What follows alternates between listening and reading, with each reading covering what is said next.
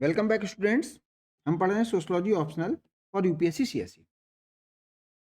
Previous lecture में हमने discuss किया था कम्युनिज्म के बारे में। हमने देखा कैसे कम्युनिज्म डिफरेंट है सोशलिज्म से, कैसे सोशलिज्म के बाद आती है एक कम्युनिस्ट सोसाइटी, कैसे सोशलिस्ट सोसाइटी एक ट्रांजिशनरी फेज है, कैसे कम्युनिस्ट सोसाइटी में कोई क्लास नहीं होगी, वहाँ पर कोई हैव्स और हैव नॉट्स वाली बात नहीं होगी, वहाँ पर सभी बराबर होंगे, वहाँ पर कम्युनिटी की बात होगी, वहाँ पर जो भी पॉपुलेशन है, वो डिसीजन मेकिंग में उसका हाथ होगा, वो गवर्नेंस में सहयोग करेगी, सबको उनकी नीड्स के आधार पर मिलेगा और लोग ऐसी सोसाइटी में कोई कन्फ्लिक्ट चाहेंगे ही नहीं, क्योंकि इस सोसाइटी से सब कुछ उनको मिल रहा है, तो सोशल चेंज रुक जाएगा, हिस्ट्री रुक जाएगी। ये बताया है कार्ल मार्क्स ने।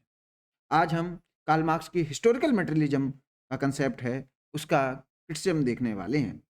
मीन्स ये social change through historical materialism Karl Marx समझ रहे हैं। वो हर मोड ऑफ प्रोडक्शन में टेक्नोलॉजी की बात करते हैं, कैसे टेक्नोलॉजी चेंज हो रही है। हमने देखा कैसे कम्युनिस्ट सोसाइटी इगैलिटेरियन सोसाइटी है, प्रिमिटिव कम्युनिज्म भी इगैलिटेरियन सोसाइटी है, लेकिन ये सोसाइटी बहुत टेक्नोलॉजिकली सुपेरियर सोसाइटी है विजा भी प्रिमिटिव कम्युनिज्म। ये नेचर ने दिया है, ये ह्यूमन इंडीवर से आई हुई सोसाइटी है। ऐसे ये दोनों सोसाइटी आपस में डिफरेंट हैं। ये तीनों सोसाइटी, तीनों मोड ऑफ प्रोडक्शन कैसे थे? अनइक्वल थे। यहाँ पर हैव्स और हैव नॉट्स वाली बातें थी। तो मोड ऑफ प्रोडक्शन में हमने सभी सोसाइटीज़ के बारे में जाना। हिस्टोरिकल मटेरियलिज्म में हमने उनको ओवरऑल चेंज को समझा, जबकि मोड ऑफ प्रोडक्शन में हमने पर्टिकुलरली सिंगल सिंगल सोसाइटी के बारे में देखा और फिर उसमें सोशल चेंज को एनालाइज किया और उसको ही कह दिया गया हिस्टोरिकल मटेरियलिज्म। और मैं सब कुछ बता चुका हूँ कि इसको हिस्टोरिकल मटेरियलिज्म क्यों कहते हैं। आज बस उसका क्रिटिसिज्म देखने वाले हैं। It over emphasises on material factors rather than ideas.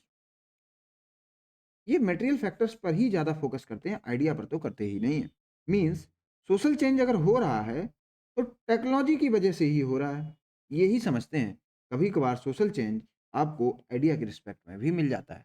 अब मुझे आप कमेंट सेक्शन में इसका एग्जाम्पल बताइए।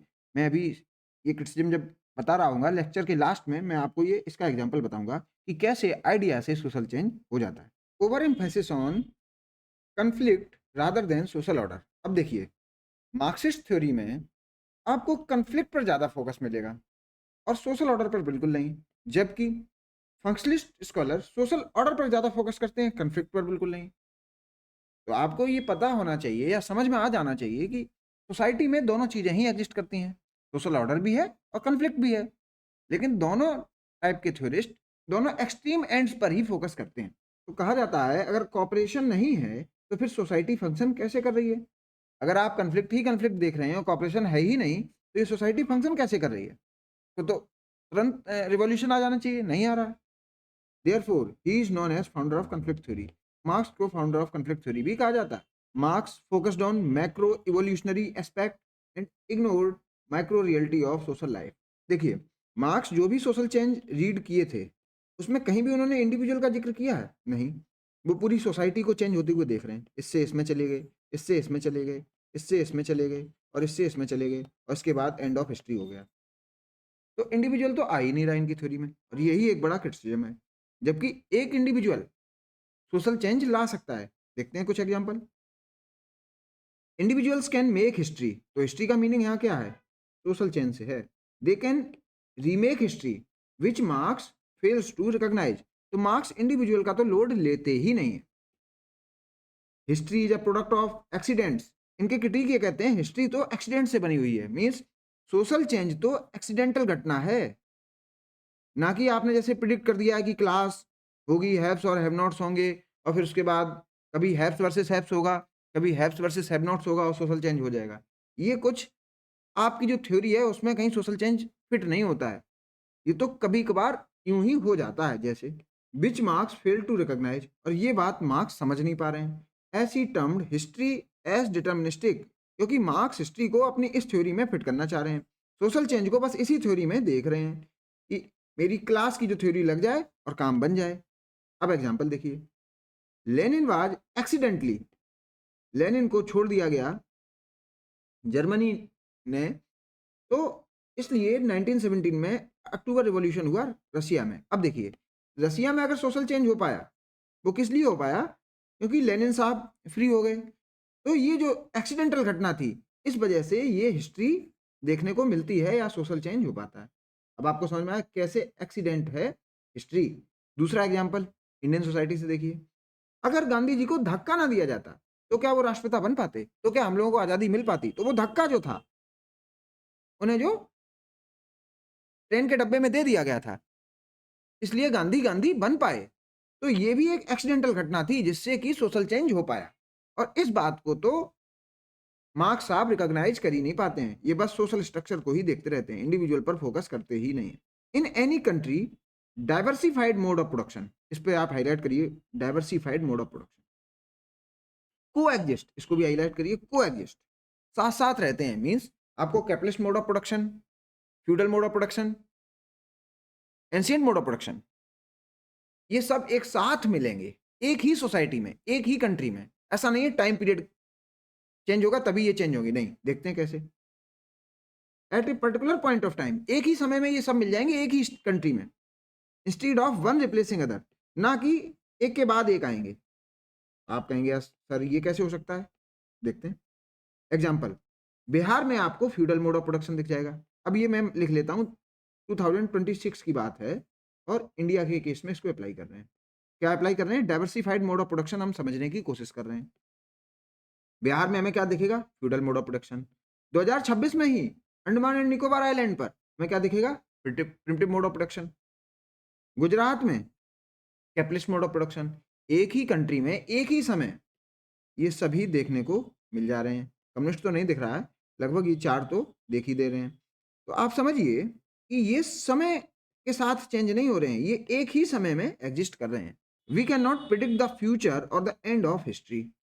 हम प्रिडिक्ट नहीं कर सकते सोशल चेंज के बारे में, या हम ये नहीं कह सकते कि सोशल चेंज कब बंद हो जाएगा। जैसे मार्क्स कह रहे हैं कि कम्युनिस्ट सोसाइटी आएगी, सोशल चेंज बंद और हिस्ट्री बंद।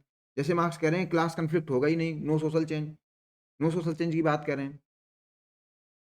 Because we lack the necessary data, क्योंकि भविष्य की बातों का डेटा है ही नहीं अपने पास। भविष्य का हम क्या जाने? Moreover through historical evidence support his arguments up to the point of capitalism. Marx भी पॉजिटिविस्ट दिखाई पड़ते हैं तो बस यहां तक। ये चार मोड ऑफ प्रोडक्शन में मार्क्स कैपिटलिस्ट दिखाई सॉरी पॉजिटिविस्ट दिखाई पड़ते हैं, पॉजिटिविस्ट। और कम्युनिस्ट सोसाइटी के केस में वो क्या दिखाई पड़ते हैं? फिलोसोफर। ये तो कह रहे हैं भविष्य में ऐसी सोसाइटी आएगी और ये सब फिलोसोफर कहता है। तो ये पॉजिटिविस्ट भी हैं और फिलोसोफर भी हैं, इसीलिए इनको कह दिया गया पार्ट पॉजिटिविस्ट हैं। प्योरली पॉजिटिविस्ट नहीं है, क्योंकि इनकी जो कम्युनिज्म की थ्योरी है ये तो एग्जिस्ट ही नहीं करती, इसका डेटा है ही नहीं, क्योंकि ये सोसाइटी बनी ही नहीं, ये तो बस उनके दिमाग में है। तो मैंने यहाँ पे लिख भी दिया part positivist. In the name of socialism and communism authoritarian rulers are making appearance across the world and terrorising. अब देखिए हो उल्टा रहा है। मार्क्स कहते क्या है? सोशलिज्म और कम्युनिज्म आएगा, सब बढ़िया हो जाएगा, लोगों की ही सुनी जाएगी, उनकी ही मानी जाएगी और उनका फोर्सेस ऑफ प्रोडक्शन पर ऑनरशिप होगी, इक्वल ऑनरशिप। लेकिन यहाँ पर क्या हो रहा है? कुछ अथॉरिटेरियन रूलर्स, कुछ हैव्स, इस सोसाइटी में कुछ हैव्स दिख रहे हैं। अगर रियलिटी में देखिए तो हैव्स आ गए हैं और उन्होंने किया क्या है? वो अथॉरिटेरियन हैं, पावरफुल हैं, अथॉरिटी को कैप्चर किए हैं across the world and terrorising masses. और ये जो हैव नॉट्स हैं, मासेस हैं, इसको टेरराइज और कर रहे हैं। हम कैपिटलिस्ट, आप तो कैपिटलिस्ट को खराब बोल रहे हैं, लेकिन आपकी सोसाइटी को जिस किसी ने भी इंप्लीमेंट किया वो तो अथॉरिटेरियन बन गया और बेचारे मास को टेरराइज करता रहता है। Hence Marxist thought of dictatorship of proletariat is not getting implemented. तो जो मार्क्स साहब जैसा सोच रहे हैं, जो बता रहे हैं, वो इम्प्लीमेंट हो ही नहीं पा रहा है। एक दो स्टालिन जैसे लोग, एक दो माओ जेडोंग जैसे लोग, एक दो किम जोंग उन जैसे लोग पूरे देश पर कब्जा करके बैठे हुए हैं। सभी पूरे देश के पूरे रिसोर्सेस पर अपना ही हक जमाए हैं, अथॉरिटेरियन रूलर्स हैं। तो वो कह जरूर रहे हैं हम कम्युनिस्ट हैं, वो कह जरूर रहे हैं हम सोशलिस्ट हैं, वो कुछ भी नहीं है, वो अथॉरिटेरियन रूलर्स हैं और वो उन कैपिटलिस्ट से खराब हैं जिन कैपिटलिस्ट का विरोध मार्क्स करते करते मर गए। राल्फ डारेंडॉर्फ ये क्या कह रहे हैं? Utopia is not house of freedom, ये कह रहे हैं यूटोपिया मीन्स कम्युनिज्म से समझिए। Communism is not house of freedom. तो मार्क्स जैसे कह रहे हैं कि इसमें सब बढ़िया हो जाएगा, सब चंगा हो जाएगा, इसमें फ्रीडम ही फ्रीडम होगी और सबके पास सब कुछ होगा। ये कह रहे हैं ऐसा होगा नहीं। Rather it is house of terror. ये तो हाउस ऑफ टेरर होगा। और आप देख भी रहे हैं किसके केस में, स्टालिन के केस में, माओ जेडोंग के केस में या किम जोंग उन के केस में। एंड बोर्डम, टेरर तो है ही, बोर्डम भी है। अब बोर्डम क्यों है ये बच्चों को समझ में नहीं आता है। देखते हैं। मार्क्स कह रहे हैं कम्युनिस्ट सोसाइटी में सब एक जैसा होगा। मींस सबके घर एक जैसे होंगे, कोई अनइक्वल होगा ही नहीं। सब एक प्रकार के बैग्स यूज कर रहे होंगे, सब एक प्रकार के कपड़े पहन रहे होंगे। स्कूल में अगर बच्चे हैं तो यूनिफॉर्म सबकी सेम, टीचर्स पढ़ा रहे हैं उनकी यूनिफॉर्म सेम। मीन्स कहीं इनइक्वलिटी है ही नहीं किसी भी एस्पेक्ट में। तो अगर ऐसा सोसाइटी बन गई तो डारेंडॉर्फ साफ कह रहे हैं इसमें नो डाइवर्सिटी, कोई डाइवर्सिटी है ही नहीं, कोई चॉइस भी नहीं है, इसीलिए मार्केट भी नहीं होगा, क्योंकि मार्केट हटाने के लिए आपको ये सब चीज़ें हटानी पड़ेंगी। तो फिर लाइफ ही क्या है? आप नेचर को देखिए, नेचर में बहुत सारे प्लांट्स दिखते हैं। अगर सभी प्लांट सेम हो जाएं तो आपको नेचर अच्छा ही नहीं लगेगा। आप नेचर को एंजॉय तभी कर पाते हैं क्योंकि उसमें डाइवर्सिटी है। ऐसे ही डायरेंडॉर्फ साफ कह रहे हैं कि आपकी जो सोसाइटी अगर बन भी गई तो उसमें कोई लाइफ होगी ही नहीं। अब इसका एक रियल लाइफ एग्जांपल मैं आपको बताता हूँ। ये हैं बोरिस येल्टसिन। ये रशियन प्रीमियर थे। ये 1989 में यूएसए गए। अब देखिए ये क्या देख रहे हैं, यूएसए के सुपरमार्केट्स देख रहे हैं। सुपरमार्केट्स में इन्होंने देखा कि इतनी वैरायटी है। और क्योंकि ये अपने कंट्री में क्या कर रहे थे, socialist mode of production use कर रहे थे, या सोशलिस्ट सोसाइटी थी इनकी, या सोशलिस्ट इकोनॉमी थी, तो इनके देश में इतनी वैरायटी नहीं थी। तो जब ये पहली बार सुपरमार्केट देखी और उसमें इतने टाइप्स की कैंडीज, इतने टाइप के प्रोडक्ट्स देखे, तो इन्हें इन्हें लगा कि हम कुछ गलत कर रहे हैं, हमें भी ओपन होना चाहिए, हमें भी अपने यहाँ कैपिटलिज्म को प्रमोट करना चाहिए। तो ये सब कारण भी रहे यूएसएसआर के डिसइंटीग्रेट होने के। इन्होंने जाना कि कैपिटलिज्म इतना खराब नहीं है जितना हम समझ रहे हैं, यहाँ पर तो बहुत अच्छी डाइवर्सिटी है। Marx writing lack a clear explanation of how the base influences the superstructure and he often jumps directly to conclusion in his theory. ये देखिए, ये है बेस और ये है सुपरस्ट्रक्चर। बेस में क्या क्या आता है, रिलेशन ऑफ प्रोडक्शन और means of production. Means economy है बेस, मैं आपको ये पहले भी बता चुका हूँ। मार्क्स क्या कह रहे हैं, बेस सुपर स्ट्रक्चर को इन्फ्लुएंस करेगा। सुपर स्ट्रक्चर में क्या क्या आ जाता है, media, religion, culture, politics, family, education. Means economy change होगी तो अदर सिस्टम्स चेंज हो जाएंगे। ये मार्क्स एज्यूम कर ले रहे हैं, इसके लिए कुछ बता नहीं रहे हैं कि ऐसे कैसे हो रहा है, ये एज्यूम करे ले रहे हैं, मन से मान लिया और हो जाता है। तो ये कह रहे हैं बेस शेप सुपर स्ट्रक्चर, ये कह दे रहे हैं। और सुपर स्ट्रक्चर मेंटेन्स बेस। तो जब आप इसको शेप कर रहे हैं तो फिर सुपर स्ट्रक्चर आपको जिंदा रखने में मदद करता है। धर्म कुछ कैपिटलिस्ट को जिंदा रखने में मदद करता है। ये जो बात है सुपर स्ट्रक्चर और बेस की, ये मार्क्स क्या कर रहे हैं, कंक्लूड करे दे रहे हैं। Therefore the Marxist theory of historical materialism is considered more ideological than empirically grounded. तो इन सब वजहों से ये आइडियोलॉजिकल ज्यादा लगती है इनकी हिस्टोरिकल मटेरियलिज्म की थ्योरी, ना कि fact based. This is why sometimes described as partial positivist. इसीलिए मार्क्स को कभी कभार पार्शियल पॉजिटिविस्ट भी कह दिया जाता है। That is both a philosopher and a positivist. ये मैं बात आपको पहले ही बता चुका हूँ। Karl Popper term Marxist theory as pseudo scientific theory. तो ये दिखावे के साइंटिस्ट हैं, या इनकी दिखावे की साइंटिफिक थ्योरी है, वास्तव में तो ये फिलोसोफर ही हैं, ये तो बस कह रहे हैं अपने आप को। तो ये किसका कमेंट है, कार्ल पॉपर साहब का। Marxian theory can be somewhat applicable to European continent and not to all parts of the world.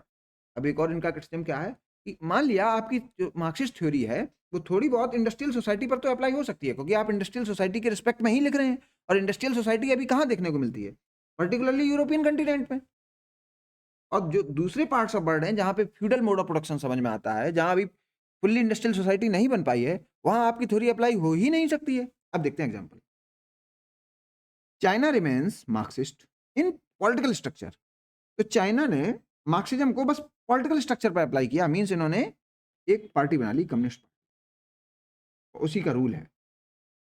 लेकिन चाइना ने कैपिटलिज्म को भी रखा अपने में।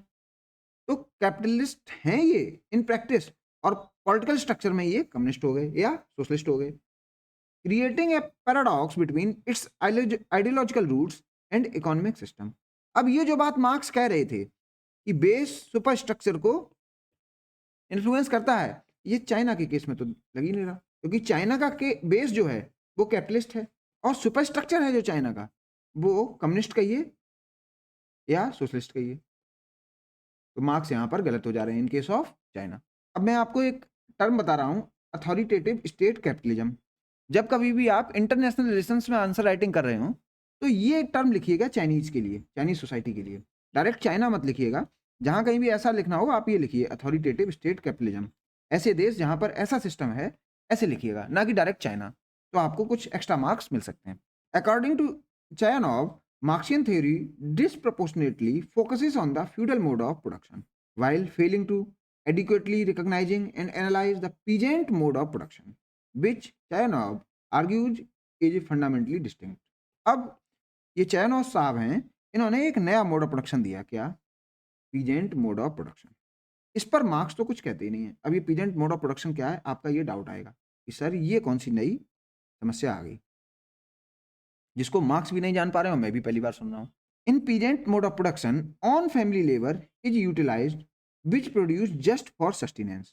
तो देखिए यहाँ पर एग्रीकल्चर एक्टिविटीज हो रही हैं लेकिन सस्टेनेंस के लिए हो रही हैं और वहाँ पर लेबर बाहर से नहीं आ रही है, ये फैमिली लेबर पर रिलाई कर रहे हैं, and not for market consumption. कोई मार्केट के लिए एग्रीकल्चर प्रोड्यूस पैदा नहीं किया जा रहा। Profit in their meagre agriculture land through primitive और ऑब्सोलीट एग्रीकल्चरल टेक्नोलॉजी। तो आप समझिए, आपने कुछ फैमिलीज को देखा होगा, वो कुछ विस्वे जमीन पर काम करती रहती हैं, पूरी फैमिली वो प्रोड्यूस करती है, कंज्यूम करती है पूरी फैमिली, और पूरी जिंदगी उस खेत पर निकाल देती है। इस टाइप का मोड ऑफ प्रोडक्शन मार्क्स की थ्योरी में है ही नहीं। इस मोड ऑफ प्रोडक्शन को चायनॉव क्या कहते हैं? पीजेंट मोड ऑफ प्रोडक्शन, क्योंकि वो profit oriented mode of production है ही नहीं। और दूसरा, उसमें जो डिवीजन ऑफ वर्क है या डिवीजन ऑफ लेबर है वो फैमिली में ही हो जा रहा है, उसके लिए कहीं बाहर से सर्फ्स नहीं आ रहे हैं। तो ऐसे ये डिफरेंट है फ्यूडल सोसाइटी से, और इसकी बात मार्क्स नहीं कर पा रहे हैं। Facts are pull to fit into the ideology of Marx. इनके क्रिटिक ये कहते हैं कि मार्क्स की थ्योरी में फैक्ट्स को जानबूझकर पुल किया गया, मीन्स मन आया वहां रख दिए। Therefore it can not be called scientific theory. तो इसलिए इसको साइंटिफिक कहना ठीक नहीं है। अब एक क्वेश्चन है, to what extent Marxian theory of feudal mode of production applicable to India और यूनिवर्सली अप्लाइड। दोनों आंसर आप इसमें कर सकते हैं कि कैसे ये इंडिया पर एप्लीकेबल है या फिर यूनिवर्सली अप्लाई हो रही है। क्योंकि ये क्वेश्चन क्यों किया जा रहा है? क्योंकि इनकी जो फ्यूडल मोड ऑफ प्रोडक्शन की थ्योरी है ये किसके कंटेक्स्ट में लिखी गई है? यूरोपियन सोसाइटी के कंटेक्स्ट में और एक पर्टिकुलर टाइम पीरियड में। तो इसको अप्लाई करा रहे हैं, कंपेयर करा रहे हैं इंडिया या पूरे विश्व के ऊपर। अब देखते हैं इस आंसर का। European feudalism was an economic construct but Indian feudalism is a colonial construct. जैसे before colonial rulers came to India there were no feudal lords present as such. तो यहाँ पर वो फ्यूडल लॉर्ड्स नहीं होते थे जैसे कि यूरोप में होते थे। इंडिया में, इन इंडिया मोनार्क और king was considered as custodian of land.